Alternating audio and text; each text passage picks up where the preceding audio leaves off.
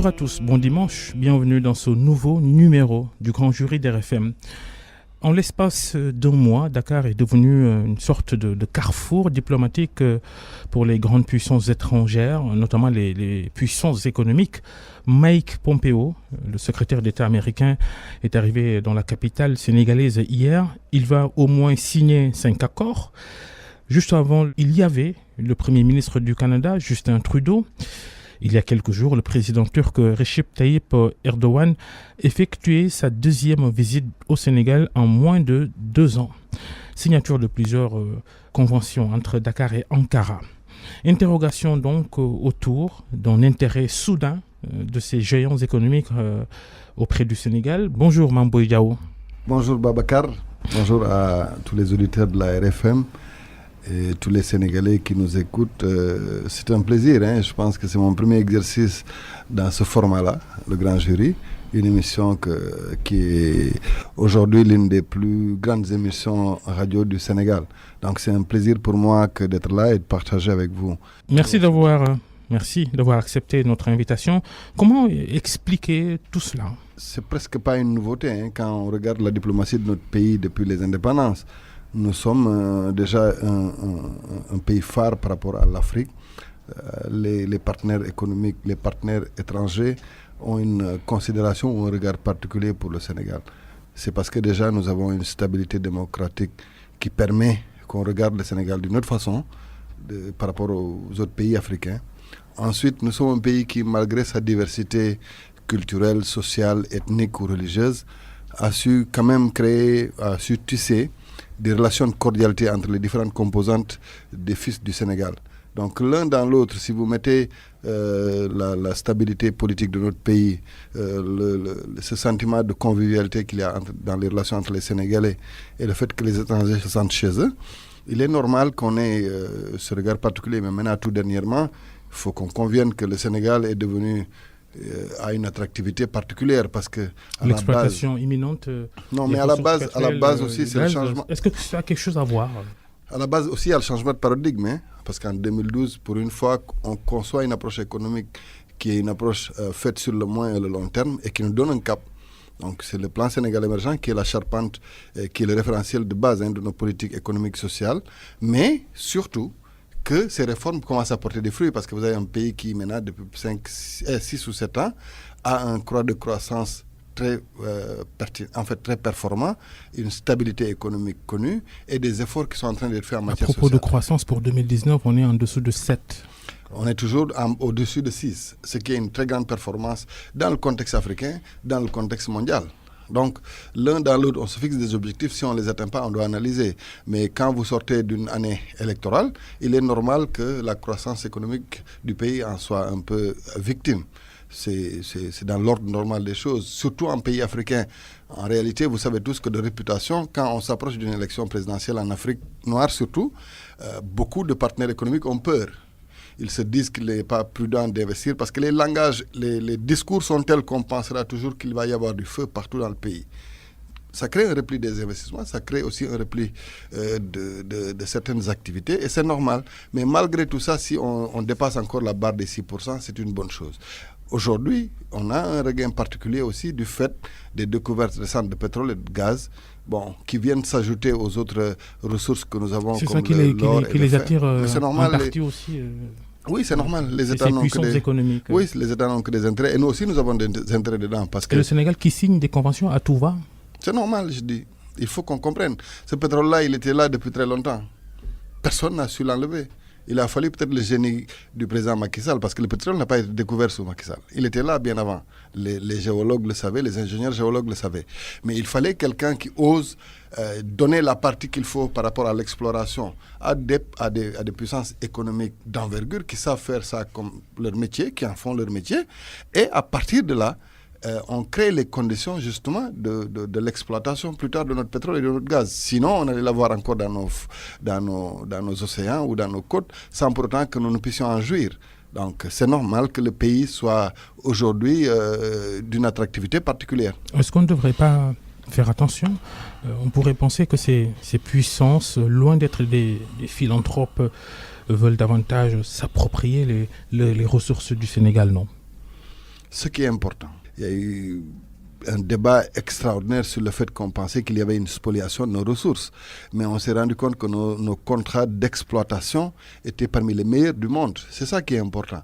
L'exploration étant une activité risquée et coûteuse, nos États n'ont pas les moyens de le faire, nos entreprises locales n'ont pas les moyens de le faire. Ça, c'est connu de tous, personne ne va contredire cela.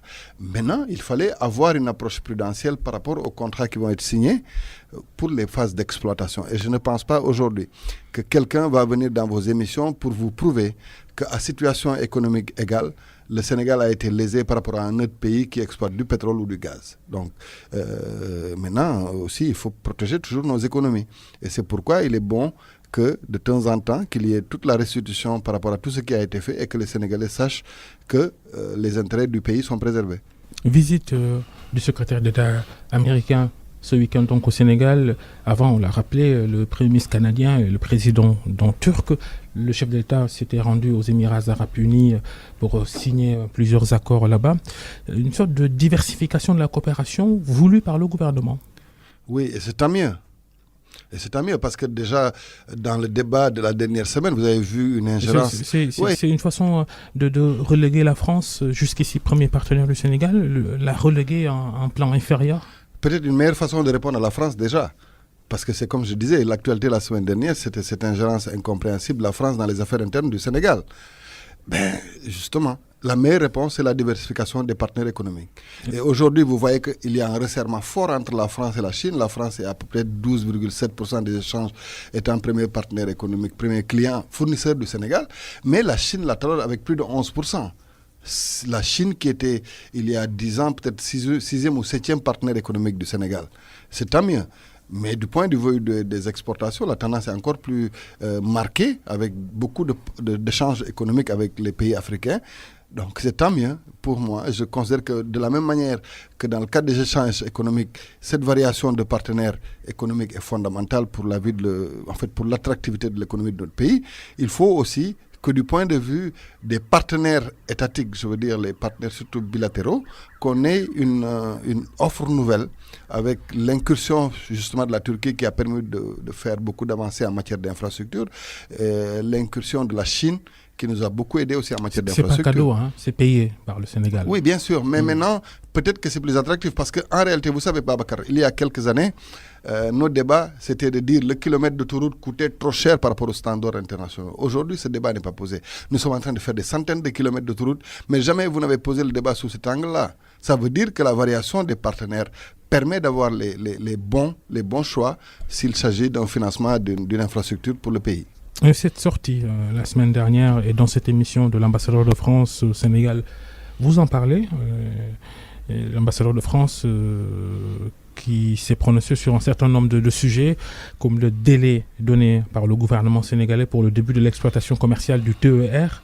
Le gouvernement a parlé d'avril. Pour l'ambassadeur de France, Philippe Lalliot, c'est impossible. Ce qui a fâché le gouvernement donc, le temps que vous avez utilisé le montre suffisamment. Selon le journal L'Observateur cette semaine, le gouvernement sénégalais a même adressé une lettre de protestation à la présidence française. Mais vraiment à ce point ? Oui, vous savez pourquoi ? En réalité, vous avez des pays qui ont leur propre vision des choses, qui n'acceptent pas, qui ne tolèrent pas. Pour ceux qui partent en Europe ou en Amérique du Nord, vous savez que nous n'exportons pas ou nous exportons difficilement nos cultures. Je reviens déjà à ça, c'est fondamental. Avant de parler d'économie, nous exportons difficilement nos cultures. Les espaces de prière, même pour les musulmans en France, sont très étroits, alors que toutes les commodités sont là pour les autres religions et elles sont davantage protégées. D'accord ? Pourtant, nous ne demandons pas aux Européens d'accepter ce qui fait notre différence, nous musulmans.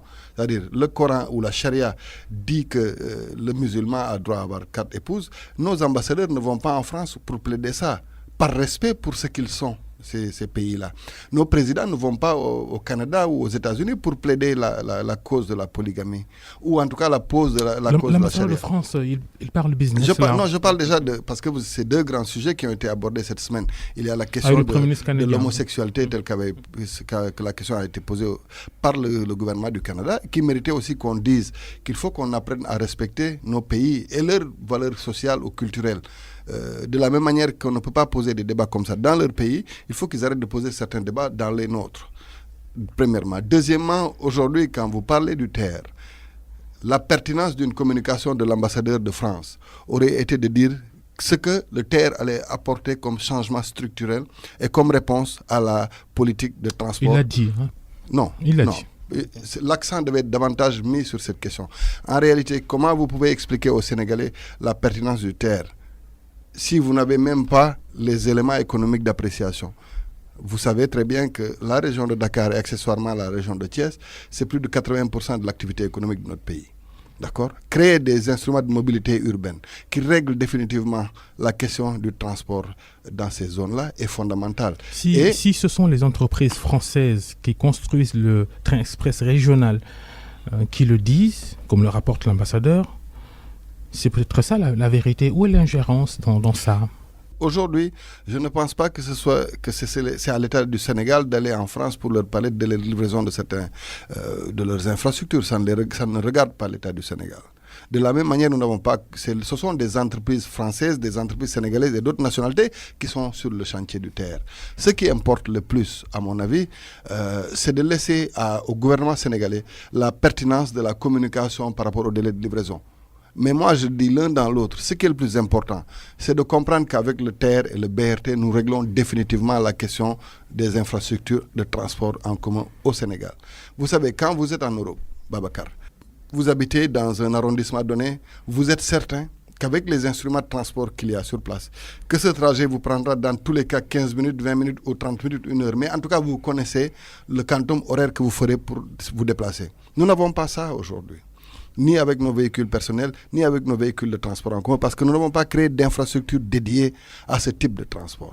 Le train répond à ça, le BRT répond à ça. En Europe, ils ont le métro, ils ont le train express, ils ont les bus, ils ont aussi le tram. Donc, l'un dans l'autre, c'est la pertinence là. Pourquoi donner des délais de livraison? Pourquoi le gouvernement sénégalais donne-t-il des délais de livraison s'il n'a pas toutes les garanties d'achèvement du chantier? Mais la question de la garantie de l'achèvement des chantiers n'a rien à voir avec le volume infrastructurel. En fait, le volume de financement. Vous comprenez? Aujourd'hui, ne serait-ce que la question de la libération des emprises est beaucoup plus, est un facteur beaucoup plus bloquant que les autres facteurs.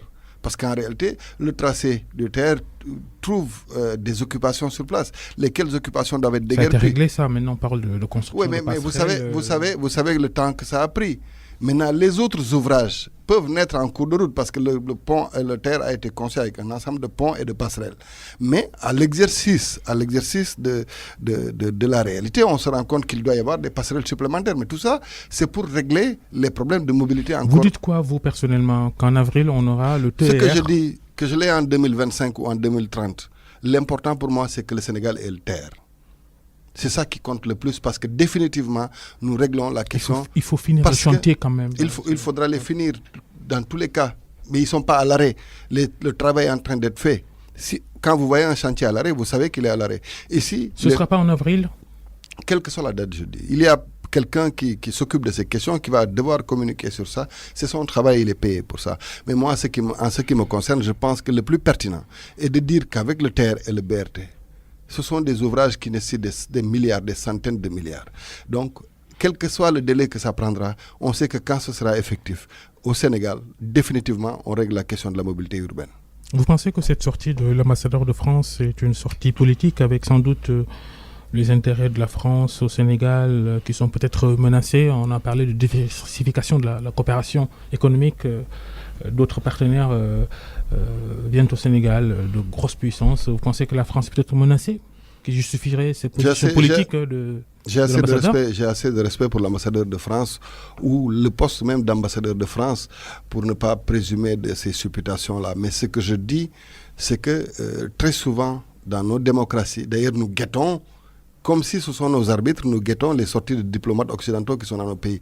Croire en son pays, croire à ce que nous sommes. Moi, je suis un fils du Sénégal, je considère que je suis un digne fils du Sénégal. Je n'ai aucun complexe à guetter la sortie d'un ambassadeur futile de la France ou des États-Unis pour devoir me faire une opinion sur mon pays.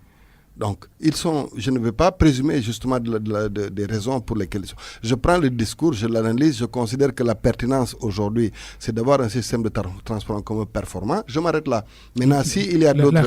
La réplique du gouvernement sénégalais est-elle aussi politique quand on agite, par exemple, la renégociation du contrat d'exploitation de l'autoroute à péage Dakar-AIBD, contrat avec FH, entreprise française, quand subitement on ressort le dossier en réponse à l'ambassadeur? Non, en amont, c'était en amont déjà. Non, cette question a été soulevée bien avant la sortie de l'ambassadeur. Oui, bien sûr. Convenez avec moi. Elle est encore agitée après sa sortie. Oui, mais c'est normal parce que la question a été agitée. C'est une demande sociale des Sénégalais.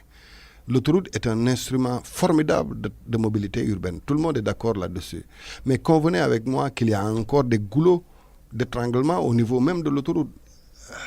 On n'a pas pris en charge la question du rush qu'il peut y avoir, surtout dans les premières sorties de péage au niveau de Pikine ou de Thiaroye. Donc, s'il faut des investissements supplémentaires, qu'est-ce qui les empêche de le faire?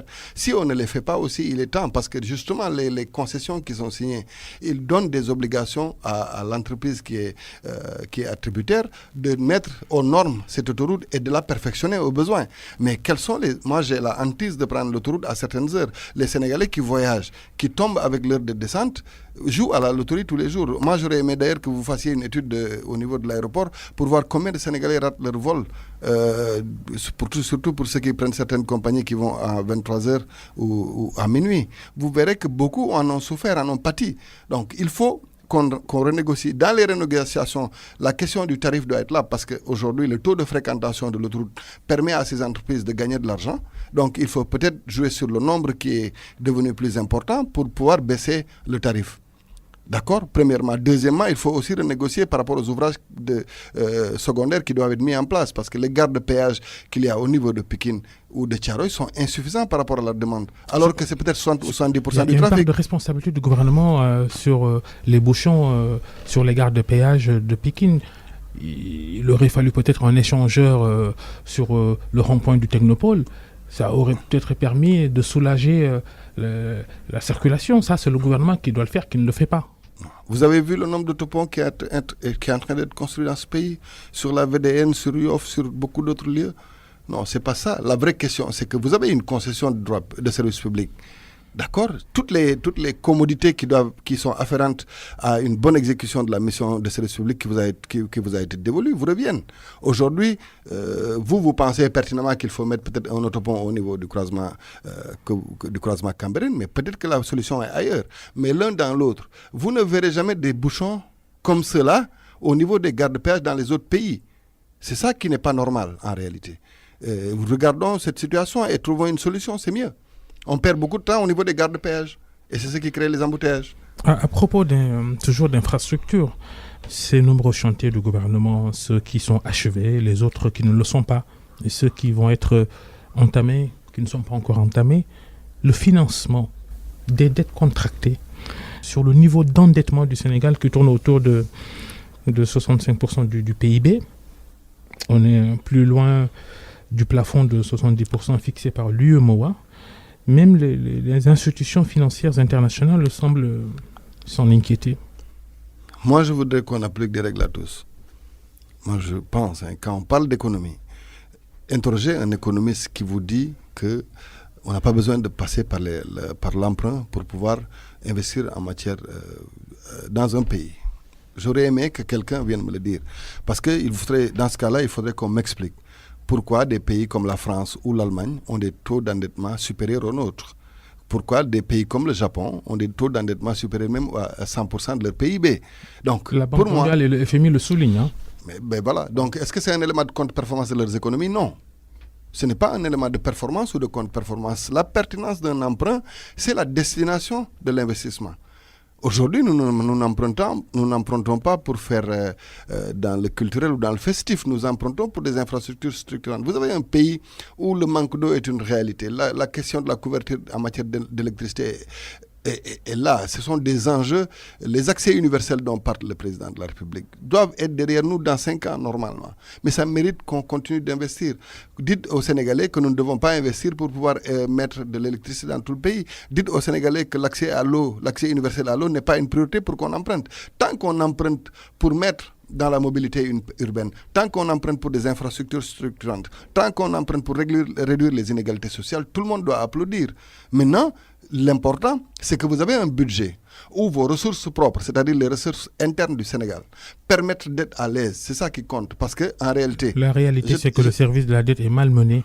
Parce qu'à côté des emprunts classiques, on lève des fonds par emprunt obligataire pour rembourser à des banques, par exemple. Babacar, ce que je dis, ce qui est important, c'est qu'aujourd'hui, dans le budget du Sénégal, vous avez 1500 à 1600 milliards qui concernent 2 postes fondamentaux.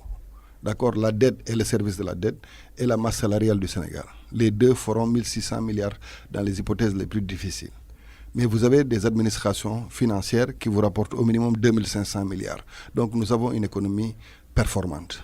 C'est la seule réponse qu'on donne à ça. Ça veut dire même que nous avons une marge de 1000 milliards supplémentaires pour des postes comme ça. Donc si vous avez un budget qui est équilibré... Comment comprendre ces emprunts obligataires pour rembourser des dettes?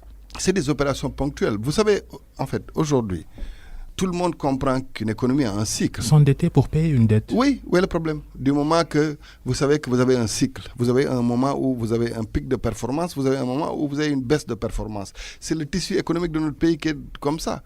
Quand vous quittez la saison d'hivernage, vous avez un regain d'activité économique parce que l'agriculture porte peut-être 57 à 60% de la population sénégalaise. Donc à ce moment-là, peut-être qu'il y a une meilleure appréciation de la performance économique de notre pays. Il y a des moments où il n'y a presque pas d'activité économique et c'est normal qu'à ce moment-là, que les États recourent à des emplois obligataires, ce n'est pas nous qui les avons créés. Beaucoup de pays, tous les pays du monde ont recours à ça. Moi, ce que je dis, c'est que la dette n'est pas un instrument de contre-performance d'une économie. Tant que justement vous avez les moyens de payer et la dette et le service de la dette. Et la dette intérieure maintenant, les difficultés du secteur privé sénégalais se justifient en partie par l'argent que l'État sénégalais leur redoit et qu'il ne paye pas. Attends, les entreprises de BTP, par exemple, peinent à survivre. Illustration symbolique avec la société CDE qui s'est séparée de 200 de ses salariés. Parce que l'État ne les a pas payés, vous pensez? J'ai dit en partie. Non. En partie. Non. Ça fait partie. Ils se sépareront de 200 de leurs salariés aujourd'hui qui reprendront peut-être dans 1 mois ou 6 mois ou dans 1 an. C'est normal. Ce sont des entreprises qui, selon le type de marché qu'elles gagnent, peuvent tout de suite devoir rechercher 1000 personnes supplémentaires dans le fonctionnement de leur entreprise. C'est normal.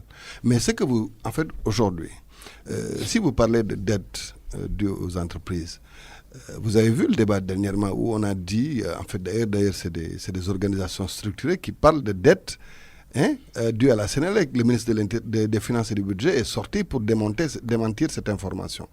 Il y a beaucoup d'émotionnel, de passionnel dans ce que les gens font.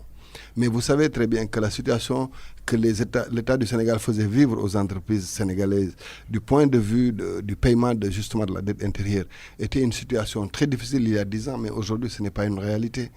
Maintenant, certaines entreprises n'ayant pas gagné de marché peuvent attendre de meilleures conditions pour pouvoir recruter à nouveau. On a appris, en tout cas cette semaine, que le Trésor public a libéré un peu d'argent pour quelques entreprises, dont des huiliers, justement la campagne agricole. Elle est mauvaise pour certains. Ceux qui savent que donc le vote du budget se fait au titre du dernier trimestre de l'année. La mise en place du budget se fait au titre du premier trimestre de l'année, donc l'année d'après. C'est-à-dire, donc aujourd'hui, pour parler de libérer de l'argent, c'est que c'est aujourd'hui que les services reçoivent les notifications de leur crédit au mois de février. C'est des procédures administratives. On ne dit pas le contraire. Non, il faut qu'on soit d'accord. Si vous dites que le Trésor a libéré de l'argent, c'est maintenant que le Trésor peut libérer de l'argent parce qu'il y a eu la notification des crédits et tous les marchés vont pouvoir être exécutés normalement. En amont, ce que les gens pointent, c'est qu'en amont, ça devrait aller beaucoup plus vite. On est d'accord sur les procédures. Elle devrait être accélérée. Oui, mais maintenant, quand on l'accélère et qu'après le comptable public a des problèmes, on va dire qu'il a mal géré. Vous faites attention. Vous savez, aujourd'hui, tous les rapports que nous avons avec les questions qui ont été soulevées par la Cour des comptes, ce sont des questions de procédure plus qu'autre chose. Vous voyez? Donc faisons attention. Moi je dis, si on monétifie mes crédits, je respecterai les procédures jusqu'au bout. Et ça encore, c'est 2 ou 3 mois de procédures supplémentaires. Donc si ça mérite qu'on fasse attention, on va le faire. Parce qu'aujourd'hui, ce sont les mêmes personnes qui se plaignent pour parler des marchés de gré à gré. Donc faisons attention, il faut que les règles qui sont là doivent être respectées par tous. Parce qu'à défaut, demain, vous allez faire la une des journaux pour qu'on dise que vous n'avez pas, vous avez fait des marchés de gré à gré, ou bien vous n'avez pas respecté les procédures. Après, on va dire qu'il a pris 50 millions ou 100 millions pour faire quelque chose qui n'est pas prévu. La campagne agricole, la mauvaise campagne agricole pour certains, c'était la question. Aujourd'hui, nous sommes en plein dedans. Il y aura une évaluation après. Ce que j'aime, c'est la réactivité. Parce que, vous savez, cette année, ces 5 ou 6 derniers mois, beaucoup de débats autour de cette question-là. D'abord, il y a eu la question des destinataires des intrants, qui a mérité une réponse pour dire qu'il faut qu'on nous dise ça, du ministère de l'Agriculture. Il y a eu le réajustement qui devait être fait par rapport à l'ouverture du marché de l'agriculture à ceux qui exportent ou non, pour que la Sonacos puisse acheter et pour qu'on puisse reconstituer le capital semencier. L'un dans l'autre, ce que je dis, c'est que les évaluations vont être faites après, mais il faut qu'on fasse attention. C'est un secteur fragile. L'État a fait beaucoup d'efforts, le président de la République a fait beaucoup d'efforts. On parle beaucoup de la filière arachidière, mais on oublie que les efforts, d'importants efforts ont été faits en matière d'horticulture, en matière de riziculture, et que c'est de plus en plus ces efforts-là qui vont nous permettre d'arriver à l'autonomie, l'autosuffisance alimentaire, disons-le comme ça, pour toutes les filières. Bon, mais ces bilans-là doivent être faits au fur et à mesure et on les fera. Ce qui est constant, c'est que l'État a toujours mis un focus sur les investissements qui doivent être faits, autant pour l'emblavement des terres en matière de riziculture que sur les intrants, le matériel agricole, etc. Votre commentaire est-il objectif ou bien vous évitez de ne pas tirer sur votre camarade de parti à Kolda, Moussa Baldé, le ministre de l'Agriculture avec qui vous êtes a priori en concurrence sur le terrain de Kolda dans votre famille politique APR, non? Il sait se défendre tout seul. Le ministre de l'Agriculture est un universitaire, c'est un agrégé en mathématiques. D'abord, il sait se défendre tout seul. Ensuite, le ministère de l'Agriculture regorge de grands cadres pour pouvoir le faire. Mais vous savez très bien qu'aujourd'hui, les performances en matière d'agriculture en général sont un élément du bilan que nous posons, nous, chaque année, parce que ce sont des éléments de performance qui permettent au président de la République de dire nous sommes sur le chemin de l'émergence. Donc cette année, il y a eu beaucoup de débats sur cette question-là, mais on va attendre la fin du processus pour pouvoir évaluer objectivement, parce que c'est l'intérêt du Sénégal qui est en jeu. On parlait tout à l'heure de gestion des finances du pays. Le budget programme, théoriquement, le Sénégal a commencé à l'appliquer depuis le 1er janvier. On ne sent rien bouger de ce côté-là. L'Assemblée nationale a fait le travail récemment. On n'a pas encore nommé les coordinateurs de programme pour chaque ministère.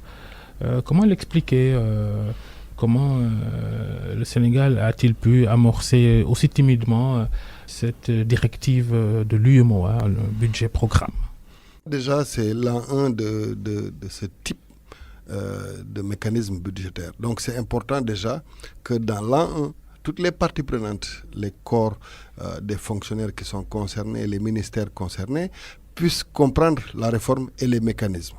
Donc, parce que malheureusement, en amont, tout le processus de domestication des concepts, des méthodes n'a pas été fait.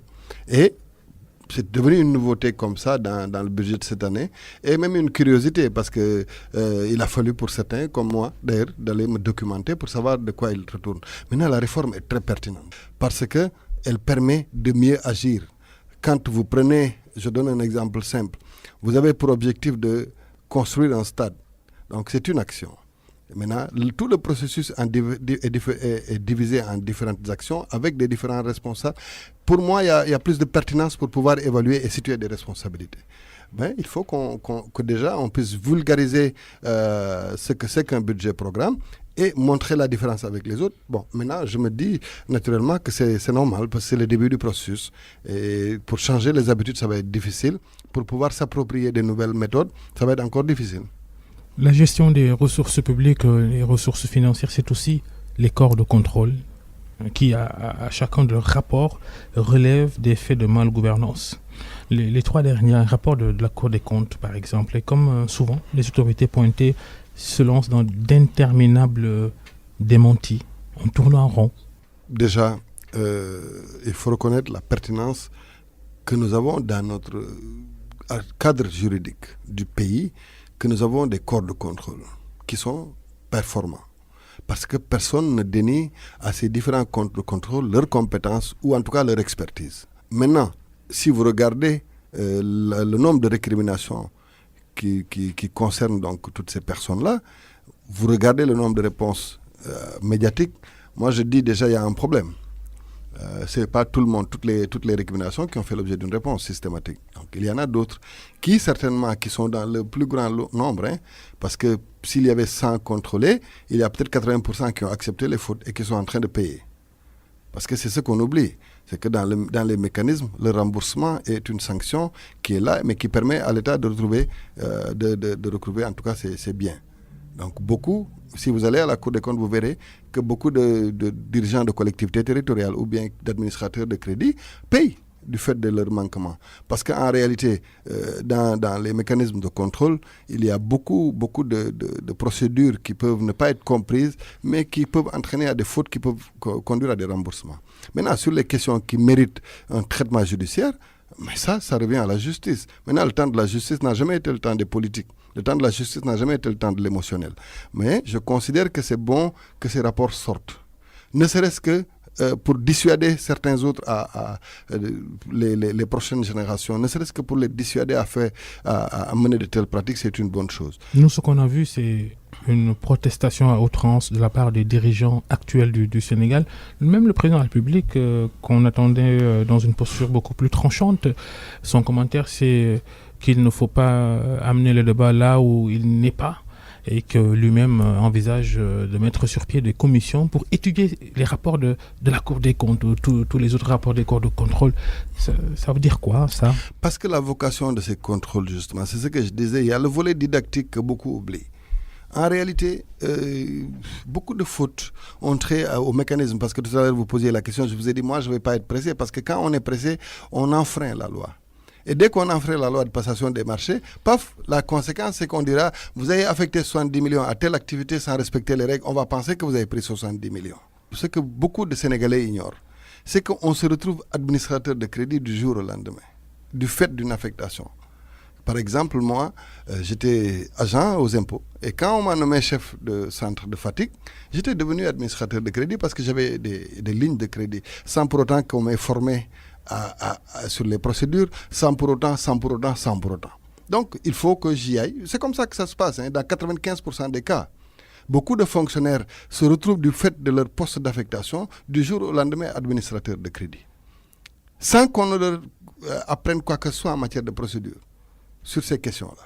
Moi, je connais mon boulot d'inspecteur des impôts, mais je ne connais pas les mécanismes d'exécution d'un budget. Bon, en fait, maintenant, je les connais, mais quand on m'a affecté comme chef de centre Fatick, je ne les connaissais pas. Donc, si vous avez un comptable matière ou en tout cas un chef de cellule de ressources qui n'est pas au fait du point de vue des compétences, vous pouvez avoir les mêmes problèmes. C'est pourquoi je dis qu'il faut qu'on insiste. Si le président parle de commission, ne serait-ce que cette question-là doit être soulevée par les différents administrateurs de crédit pour dire, moi, je ne peux pas exécuter un budget parce que vous ne m'avez pas appris. Ou bien parce que je ne connais pas les procédures. Parce qu'en réalité, la loi, elle est simple, nous n'est censé l'ignorer. Donc, vous êtes en faute sans même, alors que vous êtes de bonne foi. Il est bon qu'on puisse penser à ce type-là, à ce type d'administrateur. Il y a dans ces rapports des fautes de gestion qui ont été soulignées. Quand les dirigeants commentent ces rapports-là d'une certaine façon, comme vous le faites, comme le président le fait, est-ce que tout cela ne va pas finalement fragiliser ces institutions qui luttent contre la mauvaise gouvernance, la corruption? Moi, le jour où j'entendrai un administrateur de crédit dire que le rapport est fait à dessein pour le nuire, je serai le premier à être contre. Il faut qu'on soit d'accord. Ce que vous voyez à la Cour des comptes ou à l'Inspection générale d'État, c'est la plupart du temps des fonctionnaires de la hiérarchie acquittés dans nos corps. On connaît leurs compétences. Personne ne va dénier aux vérificateurs qui sont à l'Inspection générale d'État ou à la Cour. D'ailleurs, c'est parmi peut-être certainement les plus chevronnés d'entre nous. Donc, on ne peut pas leur dénier leur expertise ni leur objectivité.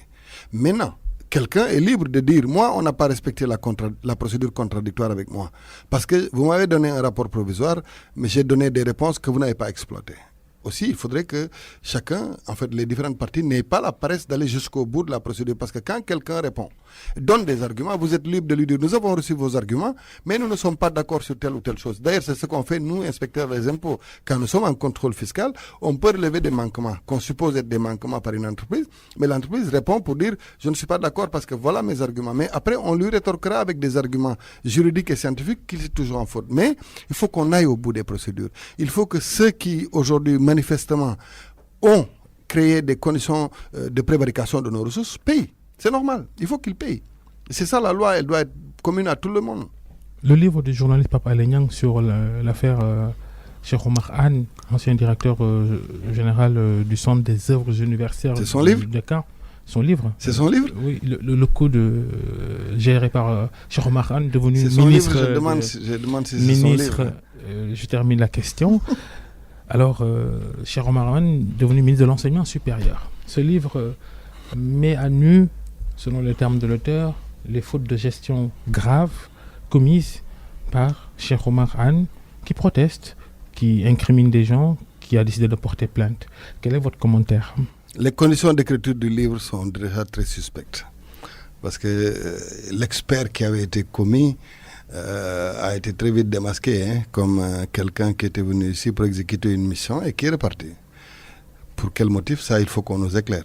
C'est-à-dire, si vous êtes organe de contrôle, aussi sérieux que l'OFNAC. Celui que l'ancien Premier ministre, actuel secrétaire général de la présidence, a décrit comme un Français. Oui, personne n'a dénié ça. Qui n'est pas français, qui est sénégalais. Non, personne, non. Vous pouvez être un bon baol ou un bon fouladou comme moi et après être français. C'est un Français. Personne ne le dénie.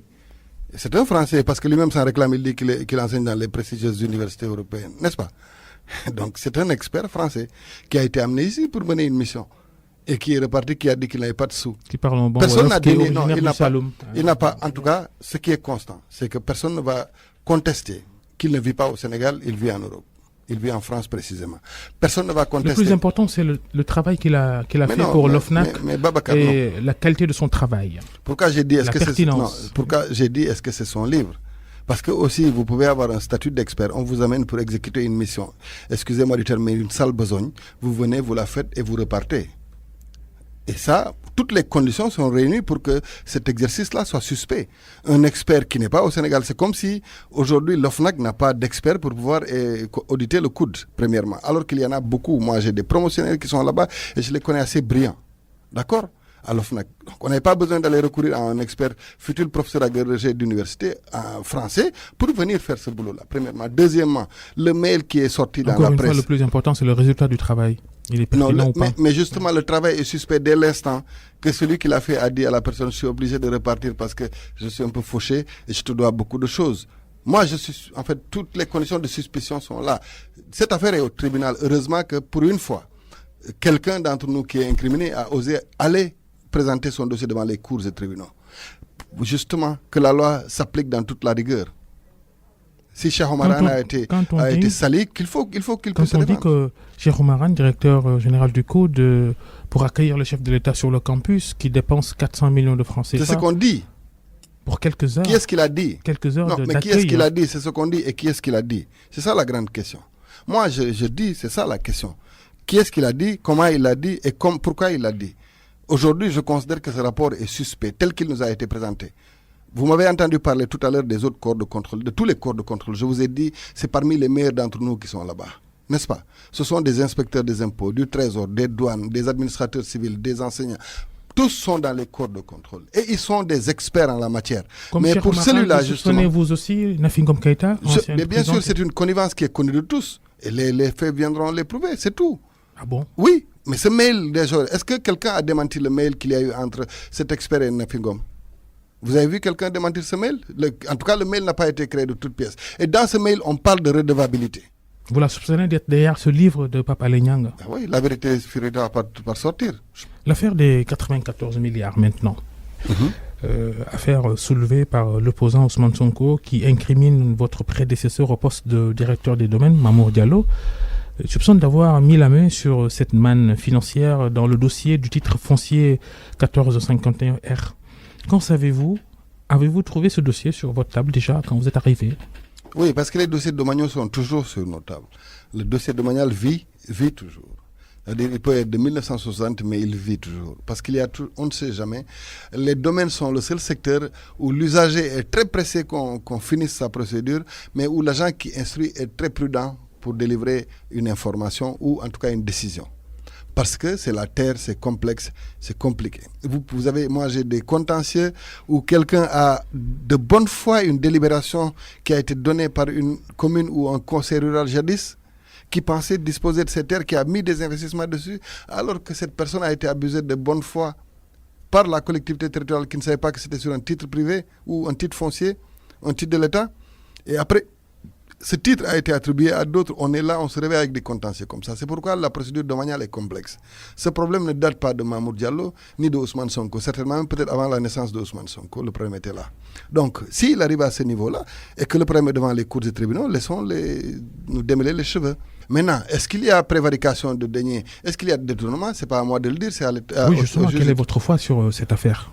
Moi, ce que j'ai comme élément à ma disposition, c'est qu'il y a eu une procédure d'expropriation. Nous, nos administrations souffrent parfois de quelques diligences qui doivent être faites par nous-mêmes et qui ne sont pas faites. Je vais vous donner un exemple simple. Vous prenez cette autoroute à péage. Quand on la faisait, on a exproprié des titres privés. Mais les conservateurs qui doivent constater que l'État a ramené ces titres-là dans le domaine de l'État ne le font pas. Et donc, dans 50 ans, on se retrouve avec des titres qui avaient été expropriés et payés, mais qui sont encore des titres privés. Donc, il y a beaucoup de situations incongrues qui sont dans ce dossier-là, qui méritent qu'on l'éclaircisse. Votre prédécesseur Mamour Diallo a-t-il fauté dans cette affaire? Je ne pense pas, non. Non. En conformité d'ailleurs avec la décision de la commission d'enquête parlementaire, parce que pour moi, c'était une commission qui permettait de ressortir la vérité. Dès l'instant, moi je le dis, quand vous êtes accusateur, vous devez aller au bout de votre logique. Même si vous pensez que celui qui va vous juger à charge, allez-y déjà. Faites ce qu'on appelle le devoir accompli. Donnez vos éléments de preuve. Après, si on ne les prend pas comme éléments de preuve, vous êtes libre de revenir dans le cadre du débat médiatique pour prouver que c'est vrai ou c'est pas vrai. Donc, malheureusement, quand il y a eu la commission d'enquête parlementaire, personne ne va reprocher aux députés de ne pas avoir essayé de convoquer toutes les parties concernées. Donc, si les députés se font une religion par rapport à ça, sur la base des témoignages qu'ils ont reçus, c'est ce que nous tous devrons prendre. Le foncier, toujours, c'est votre domaine. Vous êtes le directeur des domaines. L'affaire des déguerpis de Tobago à Dakar. Plus de 330 propriétaires attendent toujours d'être réparés, recasés. Ça a pris presque 4 ans, cette affaire. Situation très difficile. Hein? Vous savez, il faut peut-être être directeur des domaines pour connaître la détresse de ces familles. Vous parlez de Tobago, il y a le cas de Tivaouane Peulh, il y a beaucoup d'autres cas comme ça dans la zone de Guéréo où les populations sont sur le qui-vive et attendent des décisions fortes. Le plus souvent, c'est parce que en réalité, d'abord, il y a une question fondamentale. C'est que entre les terrains du domaine national et les terrains immatriculés, personne ne peut physiquement voir la différence. Parce que nous sommes tous au Sénégal. Donc, beaucoup de citoyens sénégalais, des populations viennent s'établir de bonne foi dans des quartiers, vivent. Quelqu'un dispose après ou avant, sur ces sites-là, de titres de propriété. Mais quand il exécute, la loi étant ce qu'elle est, on vient, on rase. Vous voyez ce que les populations vivent à Tivaouane Peulh. C'est une détresse humaine parce que en réalité, quand on va habiter à Tivaouane Peulh, c'est que déjà on n'a pas un certain niveau de revenu. Vous voyez, Tobago, c'est encore une incompréhension. C'est la pire des incompréhensions.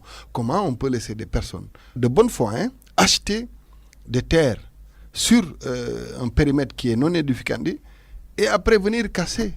Et aujourd'hui, nous sommes dans une situation où, en fait, au fur et à mesure que ça dure, il y en a qui tombent malades, il y en a qui sont en dépression, il y en a qui meurent. Il faut qu'on fasse attention à tout ça. Et c'est pourquoi moi, je loue le courage du président de la République à vouloir coûte que coûte trouver une solution. Ils vont disposer de leur terrain quand? Une première solution avait été trouvée, mais elle n'était pas opérationnelle. Parce qu'elle concernait toujours les questions de sécurité. Ils vont disposer de leur terrain quand? Ils vont disposer, je pense maintenant que nous ne sommes pas à plus de 2 mois de la fin du processus, très honnêtement. Aujourd'hui, je peux le dire. J'avais jamais voulu m'avancer sur des questions de délai, mais je sais qu'aujourd'hui, Inch'Allah, il nous reste une chose à faire, c'est-à-dire la délimitation du périmètre aéroportuaire, qui va être une zone quand même délimitée, claire. Et sur cette base-là, le site qui a été retenu pour régler définitivement ce problème-là a été déjà identifié. il n'y a que des actes de procédure qui sont en train d'être posés. De quel site il s'agit?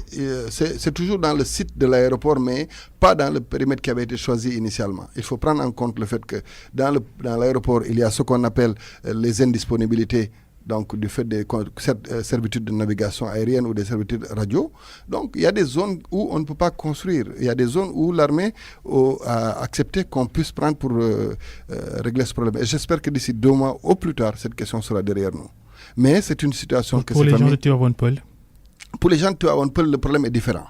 En réalité, un site avait été trouvé pour pouvoir les reloger. Mais sur le site, déjà, il y avait un titre qui appartenait à... Vous pouvez donner un délai pour Tivaouane-Peulh aussi? Pour Tivaouane-Peulh, déjà, une partie du problème a été réglée, vous savez.